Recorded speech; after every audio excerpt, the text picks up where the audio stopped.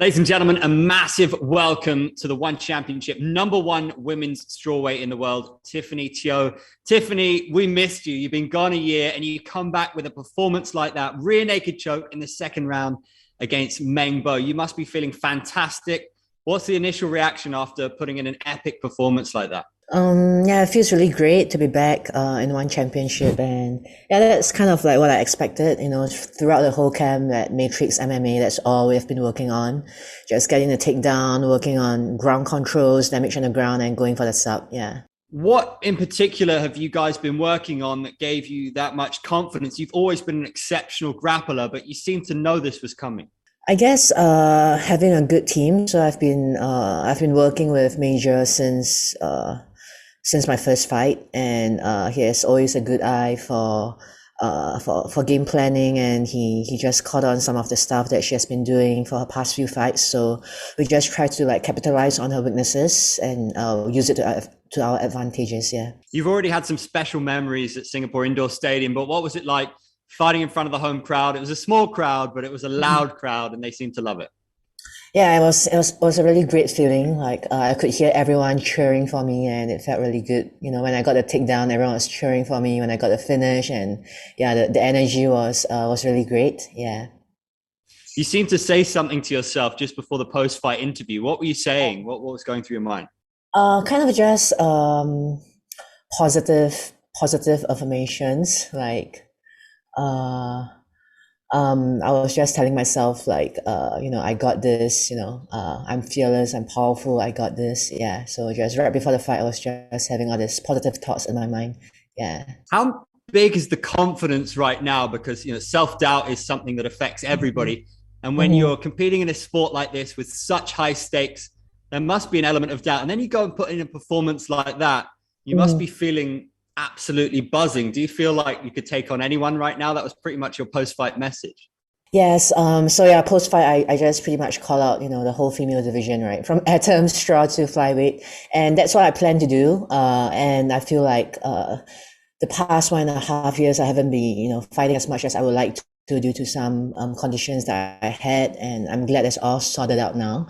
So I would love to stay really active this year, next year. I would like to fight as much as I can. Yeah. There's a lot of buzz and a lot of build-up for Angela Lee versus Stamp. Xiong Mhm. Nan has been talking about the trilogy. She gets asked about the trilogy a lot, but with a performance like that, do you want to put your name in there to fight the winner of that? Yeah, I'm down to fight anyone, man. I just want to fight right now. Yeah, the champ, not the champ, like atom weight, any weight, I'm down. Yeah. What about that trilogy with Xiong Nan? I'm sure you were already asked about it by Mitch. Is Mm-hmm. that something that you would be down for? Or do you prefer to go to atom weight and the trilogy will be there? Yeah, whatever comes first, right? Like I'm down for the third rematch, or even at the atom weight. I'm down for any atom weight goes. Yeah, I just want to stay active. Yeah. How did you feel about this matchup with Meng Bo? She had this reputation as a massively hard hitter. How did you feel about her power being in there with her? Yeah, she has really great punches, and she has pretty good accuracy of her punches. I was pretty impressed with that.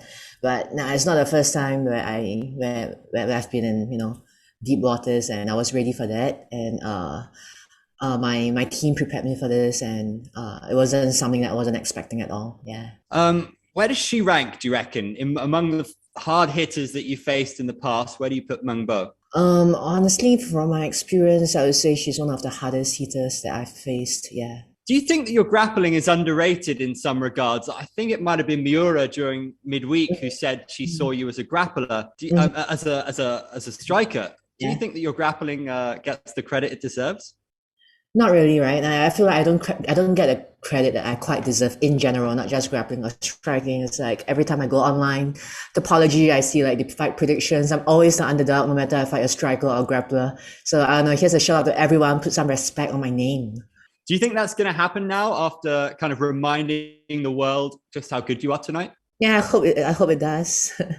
I mean, I would think that I've done enough to show that I can strike and grapple. I'm a well-rounded MMA fighter. Did you quite enjoy the exchanges with Meng Bo during media day? She was saying she wasn't too impressed with your previous performances, but Mhm, she also seemed a little bit affected by the Ritu Pogat mhm. outcome, and maybe the grappling was a weakness. Is that something that you pinpointed? Yeah, definitely. Like from that fight, I could see a lot of holes in her games, and I know she's. I also realized something about her. She loves to talk, right? Like even when she was fighting Ritu, she talked a lot. Like, and I feel like she didn't really live up to the expectations. Yeah. Did you know that grappling was going to be a big advantage for you? Was that something that your Yeah, major went over? coming into this fight, I knew that grappling would be a huge advantage for me, and I wanted to take advantage of that. Yeah. Is that something that you might do in the future? It's something that the fans love when a fighter is able to pinpoint how they're going to win a fight. It worked out really nicely for you now. So are you going to come with that kind of confident predictions in the future? Yeah, I hope so. Definitely hope that I could, just call my fights in the future. Yeah. Since you had time out, while you were Mhm. out, we had this atomweight Grand Prix. You've called out the Mhm. whole division, but were you watching that Grand Prix and who stood out to you? Ritu stood out a lot to me. I was really impressed with her improvements in general over her past few fights. And yeah, she has a big heart too. Like she showed grit against Meng Bo. She got rocked a couple of times in the first round, and she came back strong and won a dominant decision. I actually heard some discussions among some fight analysts that Ritu and you might be a really interesting matchup. She's ranked at 4 now. She was the finalist, and with you wanting to come down to atomweight, do you like that matchup with her? Yeah, I love to. Yeah, I think that'd be a great matchup too. How do you fancy your grappling against her? She's one of the best wrestlers in the division. Yeah, I think we're pretty much on par. Yeah. So if you could handpick your next opponent, I know you call that everybody, but you know what we're like. We got to get a name. So who would it be? Is Ritu kind of the one that makes sense? Yeah, I think we two make sense for now at atomate. We both just got our win against the same girl, Meng Bo. So I think that would be a matchup that makes sense next. Yeah. She also trains in Singapore, right? She trains at Evolve. So there's a Yeah. little bit that Singapore rivalry as well. Yeah. That should be fun. So what's the plan for you now? Because ordinarily you'd go and get a well-deserved celebration, but you seem hungry and raring to go. Is the plan to kind of get back in the gym quickly and get back in the circle quickly? Yeah, definitely. I'm not really injured from the fight, just some bruises here and there. So I'll be back training next week, and yeah, I'm ready to fight. Like, just give me a couple of 1 or 2 months notice. I'm ready to go again. Yeah. Are you quite comfortable in terms of dropping down to atom weight physically because you're in unbelievable shape?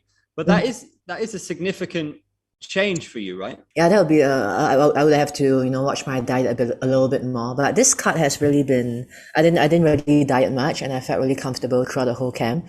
So I believe that it will be a little bit challenging, but I do believe that I can make the atom weight. Is your plan to just because you called out 3 divisions? Is your plan to fight atom weight, go back to strawweight, or if you like it at atom weight and things go well for you, could that be the new home? Yeah, that might be the move. So the thing with strawweight now is kind of like it's kind of weird. Like it's quite a small division, and I fought almost all the girls in the division. So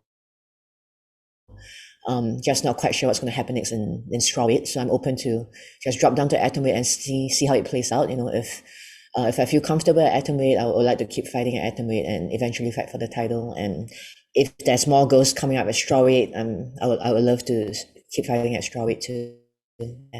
Just want to keep my options open as of now. Well, a fascinating fight, of course, is another fighter who competes in both divisions. Angela Lee. For years now, people have been talking about you and Angela, and you've got that Singapore rivalry as well. How big of a fight would that be? And is that one that you'll look to pursue?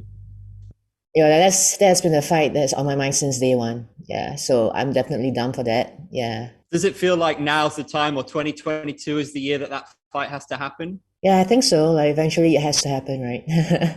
Like Singapore versus Singapore. Yeah. Ring rust is an interesting concept, but you seem to show absolutely none of it after a year out. Angela Lee hasn't fought for a long time. Do you think she'll struggle at all, having been out for a while? Well, it depends if you're still like training consistently. Because for me, even though I haven't been fighting as much as I would like to, I've been, day in day out, I've been training 2 times a day, 3 times a day.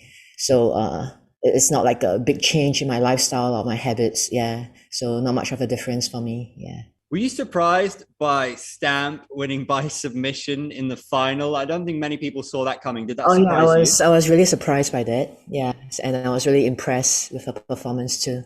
I think she's only been training jiu-jitsu for 3 years, which is incredible. Do you think she has what it takes overall to beat Angela? Yeah, she has good striking and she has good distance management, and yeah, I guess it's just how good her grappling defenses are. So I do see her. I do see a possibility of her winning the fight. And I feel like you're already just got one of the biggest wins of your career and already asking your thoughts on Miura versus Xiong Jingnan.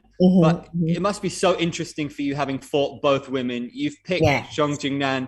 I mean, can anybody stop her at strawweight? I believe third time is a charm. I plan to stop her for the third time. Yeah, on the third try. Yeah.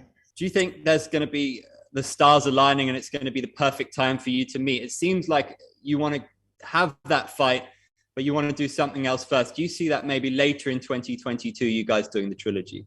Yeah, I think that would be a good timeline for that, for the third match to happen. Yeah. But she's already talking about going down to atomweight as well. And the trilogy with Angela, I feel like there are so many stories to pan out. From a personal point of view, what's the most important thing about 2022? Like, when we have this conversation this time next year, what has to happen, in your opinion, for your career? This time next year. Yeah, well, I hope I will have a couple of more fights. So that's really my main goal for 2022. I hope to stay like really active, hopefully fight, 3 or 4 more times this year if it's possible. So that's really kind of like my resolution for 2022, just to stay as active as I can, get as many wins as I can. Yeah.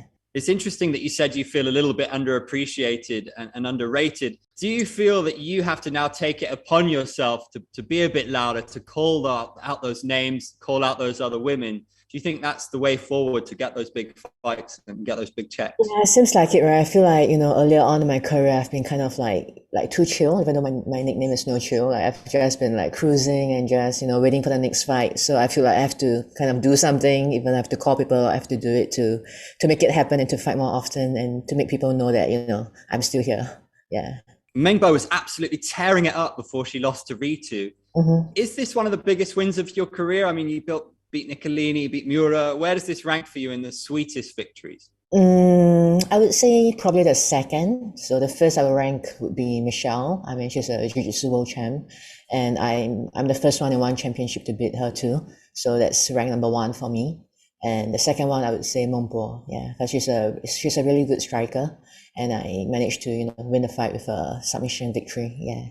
Do you think she made a mistake coming up to strawweight to take on the number 1 contender? Oh no, I've looked at her previous fights. She has been fighting kind of like both weight cats throughout her career. She fought at flyweight a couple of times too. Yeah, so I guess she just wasn't ready with what I was about to bring to the table. Yeah.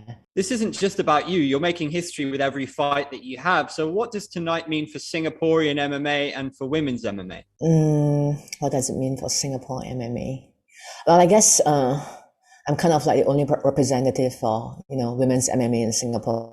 Honestly, besides that myself, like local born and bred Singapore fighters, I feel like I'm the only female MMA fighter in Singapore. Yeah, so I feel like I'm kind of leading the way, like the first gen of women's MMA in Singapore. Yeah. Well, you put on an absolute show tonight, Tiffany. Maximum respect. Amazing stuff. All right. Yeah, I have one last shout out. So, yo, Chatri, I'm ready for my 50 Gs. Let's go.